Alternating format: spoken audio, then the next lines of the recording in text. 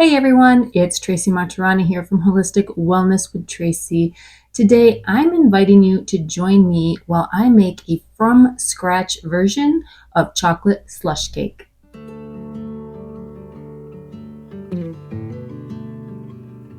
Last June, I wrote a blog and released a YouTube video about a summertime treat from my childhood, chocolate slush cake.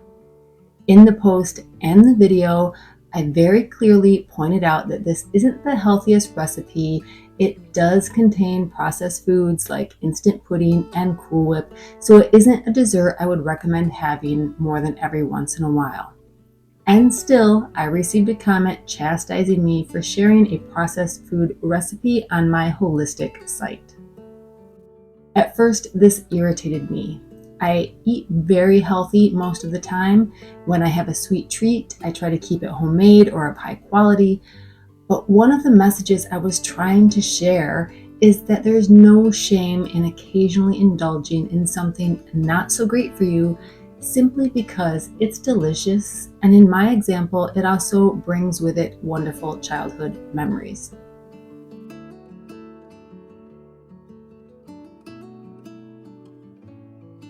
However, it did get me thinking. The only two processed ingredients in this recipe, well, really there's three, but the two main processed ingredients in this recipe are the pudding and the Cool Whip. At the time when I made the original dessert, I had never made homemade pudding before. However, since then I have, and it was easy and delicious. Therefore, I decided to give this dessert a try again, but this time making it from scratch. So this is chocolate slush cake version 2.0. If you're not familiar with chocolate slush cake, it is essentially 4 layers. There is a crust, which you saw me make a minute ago, that's just flour, butter, and some chopped nuts. You put that in a pan, you bake it. You can easily make it gluten-free by just using gluten-free flour. Layer 2 is a mixture of cream cheese, confectionery sugar, and what used to be Cool Whip, but I whipped my own cream and I used that in its place. And then instead of an instant pudding mix, I found a recipe for a homemade pudding pie, and I just used the recipe for that filling to make my slush cake.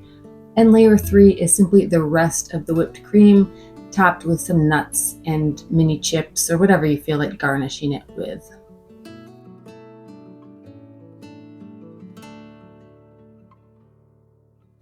It came out delicious.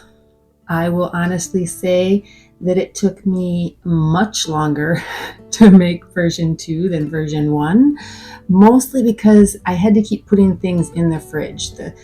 You cook the crust, it had to refrigerate. You put the second layer on, that had to refrigerate so I could spread it easily. And then I made the pudding, I had to refrigerate that before I could put it on the cake, and then I had to refrigerate it again before I could add the whipped cream. So it did take a while.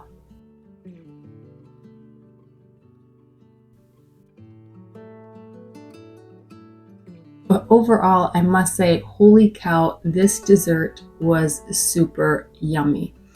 I did mention again, the only ingredient that I still use that I would consider processed is chocolate chips.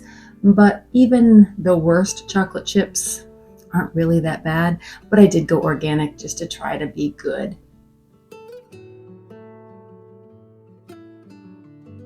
If you enjoyed this video or are interested in healthy recipes, herbal remedies, and simple living, be sure you like this video, poke around on my channel, check out some of the other videos, and be sure you're subscribed so that you never miss a future video.